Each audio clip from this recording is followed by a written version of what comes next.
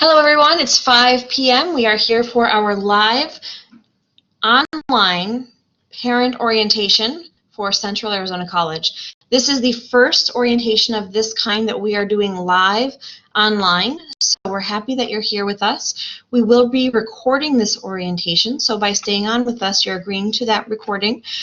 We want to share with you some tips and tricks for success, not only for your student, but potentially for you, the parents. We are a community college, and we certainly are open and accepting of all students who want to come on board with us. So we're going to get started right now. I am actually joining us live from the Santan campus. By the beauty of this type of arrangement here, we can broadcast across Pinal County and across the world, but I am located at one of our 5 campuses. Let me just advance the slide here.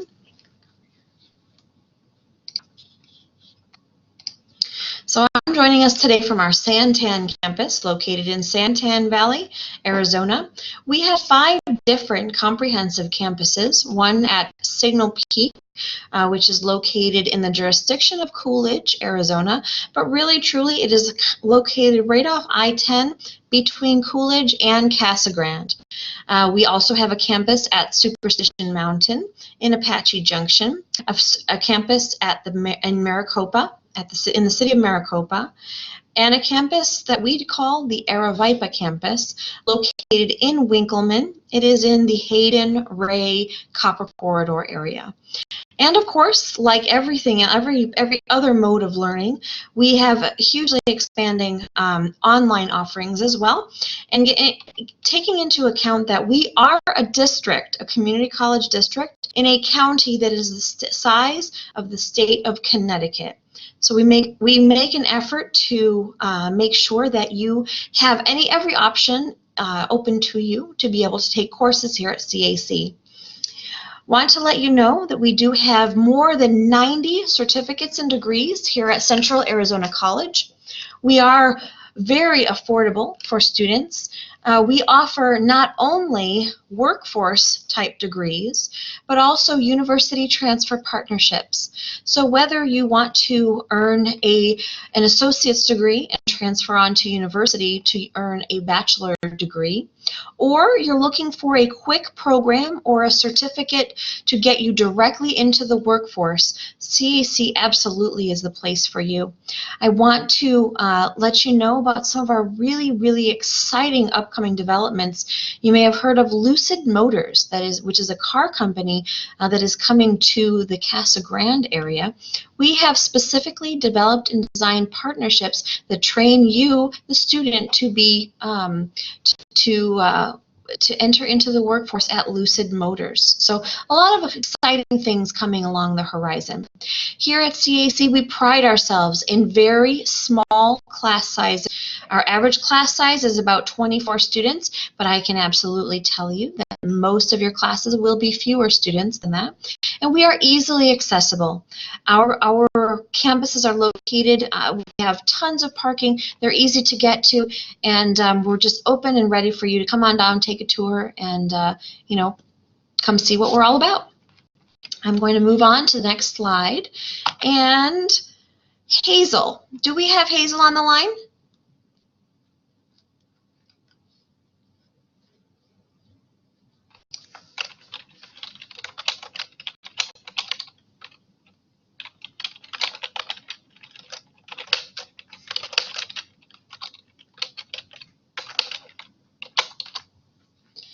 All right, well, I'm looking forward to hearing from Hazel Rossi, who is our CAC recruiter extraordinaire. But until Hazel comes online, I'm going to talk to you a little bit about early college. Looks like Hazel's audio and camera is not working, so I'm going to go through Hazel's slides. Let's talk to you a little bit about early college. So we know that students who attempt early college or attempt college credits in high school are going to persist at higher rates.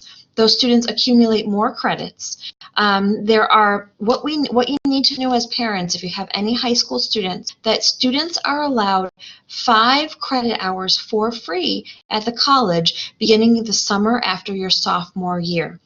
So students can take 5 credits in the summer, 5 credits in the spring, and 5 credits, I'm sorry, that was a backwards way of saying that. 5 credits in summer, 5 credits in the fall, and 5 credits in the spring. Your students could actually rack up to 15 free credits here at the college, which is pretty significant in regard to how many credits you actually need to graduate. So keep in mind that early college is a way for high school students to study at CAC for free. This is fairly groundbreaking because the college offers these classes for free for students to get ahead, and this is not something that's available even at the Maricopas, which is a larger district to our north. So students who are taking college class are going to be more likely to earn a high school college diploma and to continue on not only to a community college, but in future forward onto a university. So we want your students to be taking advantage of the early college program. Again, if you have high school students, these are going to be free credits for those students.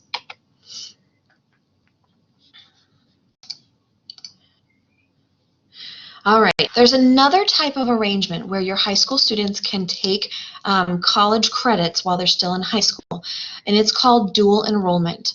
Now, dual enrollment is the process by which high school students take classes at the high school and earn college credit for those classes. Now, not every high school is currently offering dual enrollment. If this is something that you're interested in for your son or your daughter, we want you to connect with your high school guidance counselors to see if it's not at your school. Students who are interested in dual enrollment must take the AccuPlacer exam to meet placement requirements for any test that they want to take, or excuse me, any class that they want to take. Tuition is paid for these. Tuition is paid for these classes, but in this way, students are earning college and high credits simultaneously. It's a really great option. And again, the research in higher education and the statistics show us that students who do these dual enrollment courses are going to more successfully make that transition to college, and they're going to go on to earn higher GPAs and earn their degrees at a higher rate. So definitely a great thing to do. I want to mention here that we do have a chat feature. If you have any questions, and you can see that Hazel and I have been chatting back and forth. If you have any questions, please put them in the chat. Crystal Keller, you're saying your audio isn't working. The only other person that's having problems is Hazel. She's another presenter.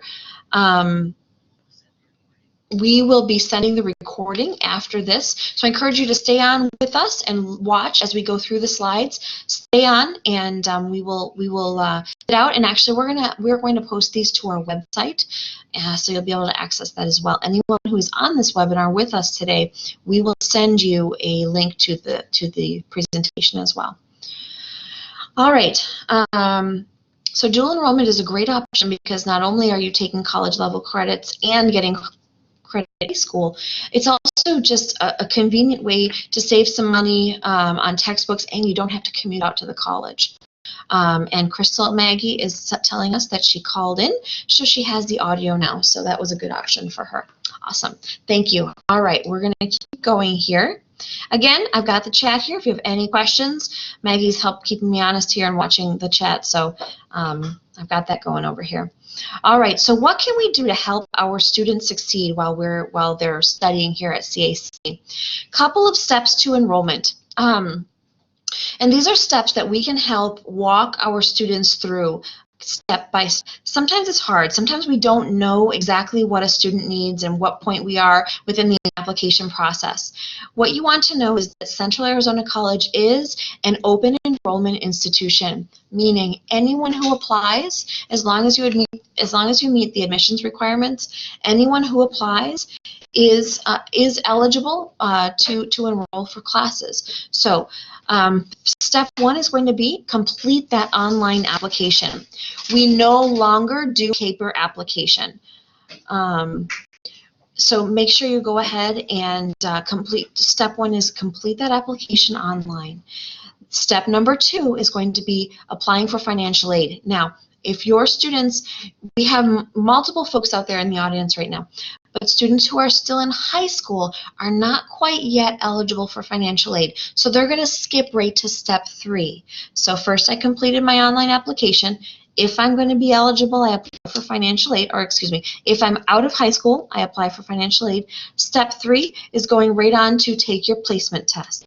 Now, placement test is really just an evaluation. There is no pass-fail. It is a way for the college to know in which classes they should place you so that you can perform your best and make your way on up to your college degree. So don't think of it as a scary test. It's really just a way for us to evaluate where you are so that we can put you in the right classes for you. Step 4 is going to be meet with an advisor, and all of our comprehensive campuses will have an advisor on campus that can meet with you. There are phone numbers are on the website for different areas where for the different advising areas on campus. So please make an appointment. The advisor-student relationship is critical, and parents, we can't stress this enough. Students should not be self-advising. Please have your students meet with an advisor here on campus. We want to make sure that they're getting on track to complete those degrees in the most efficient way possible.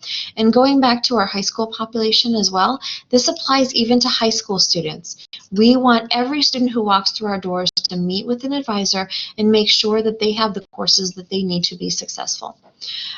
Register for classes. After you've met with that advisor, your next step is going to be to register for classes, and then make sure that you're paying your tuition on time. If you're a dual enrollment student, if you're an early college student, make sure that you are completing the process and turning in the appropriate paperwork to be sure that those courses are covered, that the waiver, that your record has been appropriately tagged as being, for example, an early college student. Make sure that you've gone through all the process of having your tuition paid on time. We will talk in a few slides. We will talk a little bit more about the purge, which is a process that happens if courses are not paid for, or if the appropriate paperwork is not filled out. Students can be purged from classes, and we don't want that to happen. So we're going to move right on. Oh, there's a footnote here that for early college students, forms must be signed by a school guidance counselor, the parent, and the student. So for students who are still in high school, who are taking early college, they cannot just sign up like a regular population student. They must have that school guidance counselor's signature and a parent signature, and then of course the student signature. Okay. All right, we're going to advance the slide here. So federal financial aid, and I want to be very clear once again that students who are still in high school do not apply for federal financial aid until that senior year when you're going to be graduating. You will apply for federal financial aid at fafsa.ed.gov. It's a very simple process. Back in the day, it was a paper form with multiple questions and a whole lot of documents needed. Now, it's an almost seamless process. There's even a way to connect directly with the IRS to upload your tax information, and they've even made the tax information more simple. We use now what we call prior. We are using tax information, but from a prior year, and it's 2 years prior. So, for example, this year, students who are attending in fall of 19, their federal financial aid was filled out using fall of 17 data. Okay, so what if there's been a huge change? There's been a change in job situation, in family situation. Happens all the time. No worries, because once that financial aid is processed, you can then come to our financial aid department, let them know of the change, and they can, thank you, Hazel, I'll mention that. They can go ahead and make changes to your record that will allow you to get the full amount of federal financial aid. And Hazel, thank goodness Hazel's online, because she just sent me a message. There's something important that we need to tell you. If students are doing early college classes, you absolutely need to fill out your FAFSA form. So I had not mentioned that. If students are doing early college, make sure they are filling out the FAFSA. Okay. Financial aid is limited and takes several weeks to process. So federal financial aid opens up in October prior to the fall semester that you plan to attend. My mantra is apply early, okay? Apply early. If you plan to attend in fall 2020, for example, you should be applying for federal financial aid starting October 1st of this year. It's a long process. I mean, it's not quite that long, but just knowing that you have that off your shoulders and you've completed the federal financial aid process is something that will really help you to move forward. And remember, apply every single year. Federal financial aid is something that you apply for annually, okay? Funds are applied during the second week of class, so if you have applied for and are eligible for federal financial aid, your funding will be applied after you begin classes, okay? So you do not get a prepayment prior to school starting. You wait a few weeks and then you will receive, if you are eligible for a stipend, you would then receive a stipend after the start of classes. Please remember too, though, you are eligible to charge your books. Books can be charged to federal financial aid if you have eligibility within there. And I see Hazel furiously typing something, so there's probably something else that I'm leaving out, and I'll get to that as soon as she types it. Glad she's online with us today. So if you want to visit your financial aid, CAC Financial Aid on the web, you're going to go ahead to that website down below, centralaz.edu/FINAID, FINAID. There's also email there, FINAID@centralaz.edu. So yes, Hazel was telling us about books and supplies can be charged. So if you have additional federal financial aid that is not needed by the college to cover your tuition, you can charge your books at the bookstore and supplies needed for your class. And so all you need to do for that is actually visit the bookstore. They'll have your record on there, and it's a really pretty easy process. Okay. All right, we're going to move forward. All right, the purge. We talked a little bit about making sure that your classes are paid for and that all your paperwork is in. Here at CAC, we have a process called the purge. The purge will remove you from all of your classes if you have not paid your tuition. So this is something that sometimes students aren't aware of, and just making sure that when you register for classes, you know tuition is due at the time of registration. There are 3 ways to avoid the purge. The first way is going to be to pay for your classes in full, right? That's obvious. Pay for the classes. All right, not everyone can do that. The second way is going to be have federal financial aid to cover the full balance of your account. If it doesn't cover the full balance, the third way is going to be to have set up a payment plan that will help you to pay for those classes throughout the semester. So regardless, what you, the student, need to know is that you have a way to pay for those classes, because you will be dropped from courses. And what happens is you're dropped, but your record is not saved, and so you're only eligible after you're dropped to register for classes that are available. And lately our schedules have been very, very tight. You cannot assume that a course is going to be open if you've already dropped that class. Okay, we're going to move right on. If you have any questions, don't forget we've got this chat window open over here too. I am going to now pass it along to the fabulous Maggie Almquist. She's our program assistant for student success, and she is going to share with us the rest of the upcoming slides. Please don't forget that you do have the chat feature here. You can chat Maggie, and I think Hazel's out there too, who may be able to answer some of the questions even if we don't have her on a mic. So I'm going to bring over Maggie here. If you can slide right over. Thank you. And by the way, I don't know if she properly introduced herself. That was Sherry Licone. She's our Director of Student Success Initiatives. So she runs all of our orientations for new students. And that's one thing I will encourage you to tell your students going forward, that they should attend a new student orientation. We have those listed on our website at centralaz.edu/orientation. We do both online orientations that are similar to this setup, and we do on-campus orientations for students who want to do a tour.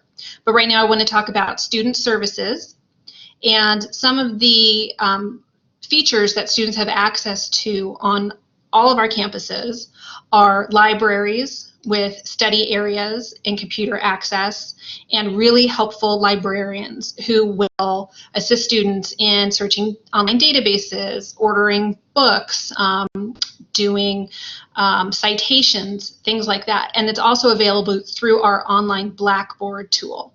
Librarians are great and very helpful and anxious to help any student with needs. We also have learning centers at the campuses that Sherry mentioned earlier, at Signal Peak, Maricopa, Santan, Superstition Mountain, and Aravaipa. Did I leave one out? I think I got them all. Learning centers are where students can go for tutoring services. There's also online tutoring available. They also do testing. So if a student needs to go in and take a proctored test, they would do it at a learning center. We also have bookstores at most of our campuses. We encourage students to save receipts in case they need to return any books. And at our Signal Peak campus, which is in Coolidge, we do offer on-campus housing. So if you have a student who's looking for a more traditional experience by living on campus, we're one of the few community colleges in this area that offers that. It's only available at Signal Peak, but it's very affordable. And if you have a student interested in it, we highly recommend it. We also offer domestic and international travel opportunities. As a matter of fact, we have a group right now that's doing a study trip in Hawaii, and another group in the spring, I think it's in the spring, that's going to be heading off to Italy for a culinary tour. So those come up from time to time, and students really enjoy them because they get to tie in a class with a very practical on-the-ground experience. We also offer health and wellness services. There's a new initiative that's coming out for students. It's a healthcare service. I don't have all the details on it yet. It's to come, but we have mental health advising and things like that that are going to be becoming more frequent on all of our campuses. We also have food and dining services. We have a beautiful student union at the Signal Peak campus and brand new mini markets coming to the rest of the campuses.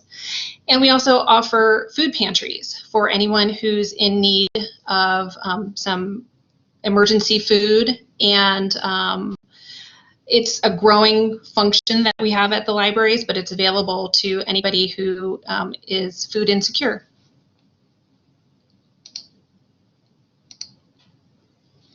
There are a couple people who I want to make sure that you or your students know about in case you have this need. Cheryl Hernandez is our Director of Student Accessibility Services. She is a wonderful resource if you have a student who maybe had an IEP in high school or has a special need that requires accommodation in college. Her contact information is on the screen. It's cheryl.hernandez@centralaz.edu. And she's primarily located at our Signal Peak campus. However, she travels to every campus and is known by everybody at the college.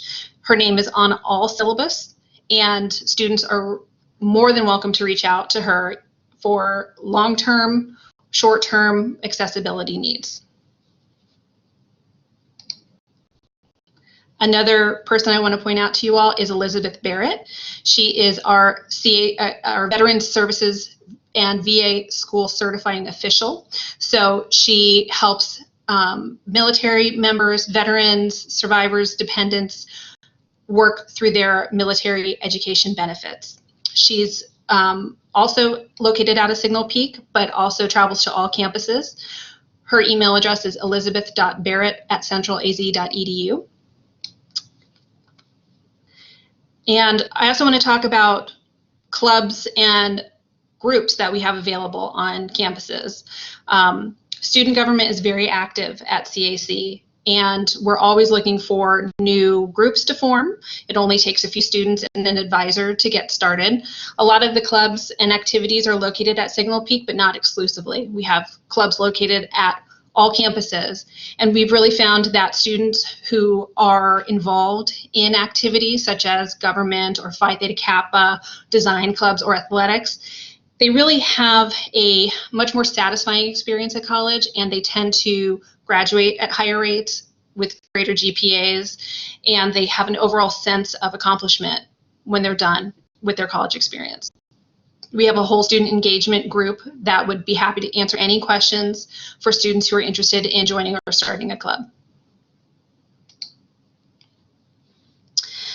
One of the things that our faculty members always like us to highlight on orientations is some of the expectations they have when a student comes in to their class, because it's different than the high school experience. They want to make sure that students are managing their time effectively. And for most people, that means establishing a routine where they're carving out time specifically for homework, reading, and studying. And that may be coming to campus an hour before class, have quiet time in the library, or meet with a tutor in the Learning Center. But we want to make sure that students make it a point to manage their schoolwork so they have time to complete tasks. Communication is another factor that's really important with our professors. Email and Blackboard. The tool we're using right now is called Blackboard Collaborate Ultra. It's a very similar tool to what students use in their online classroom and to submit schoolwork and things like that. It's a secure communication tool that students should use to communicate directly with their professors. And it's best to use it because there's an audit trail. So if you say, I communicated to my professor on Monday, and you have it in writing, they can't say, no, I didn't receive it, because you have an audit trail of that communication. So we always want communication to be either through email or Blackboard, and keep that line of communication open so that students are getting to know their professors. Preparation and participation. Obviously, students should come to class prepared and ready to participate. They need to have read and reviewed all class materials before class, so they're not doing it in class. And when it comes to seeking out support, the professors are there as a resource for students. And if they're struggling in a class, that's what the Learning Center is for. Like I mentioned before, we have tutoring. It's free, both in person and online. And it really is a great resource, because they're not just for English or math. Any subject that you might need or your student might need assistance with, they will find someone to help you.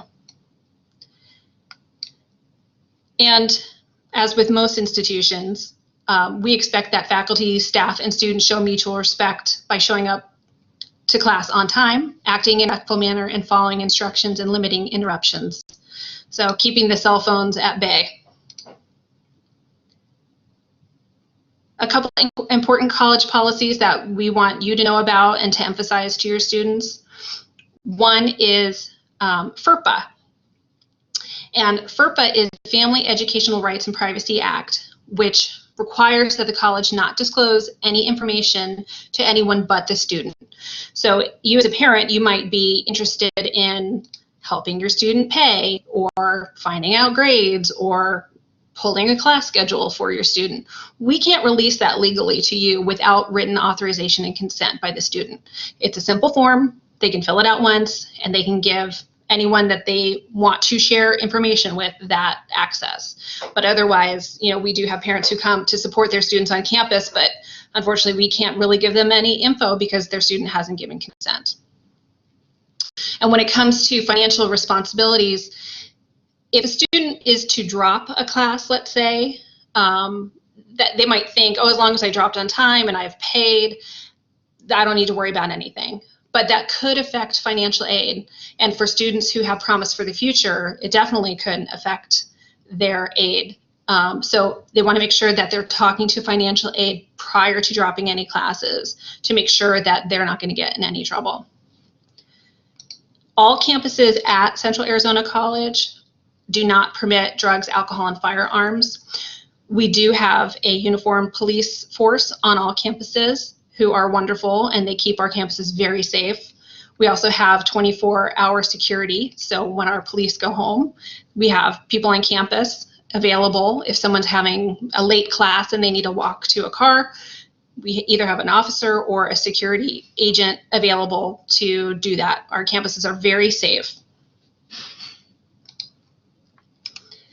And those are most of the slides that I had available for this presentation. I want to make myself available to answer any questions anyone has. You're welcome to put them in the chat. There's also that orientation email on your screen. It's orientation@centralaz.edu. This is sort of a short and dirty parent orientation to make you think about questions that you might have for your students in the future. So something might come up after we get offline. Please feel free to email us. And that's all I have. I don't think Hazel had anything else to chime in with, but if you do, I'll leave the chat open for a few minutes. And I thank you all for participating, and we'll send out a recording of this session in case you want to review it in the future. I'm going to leave the chat up for a few minutes.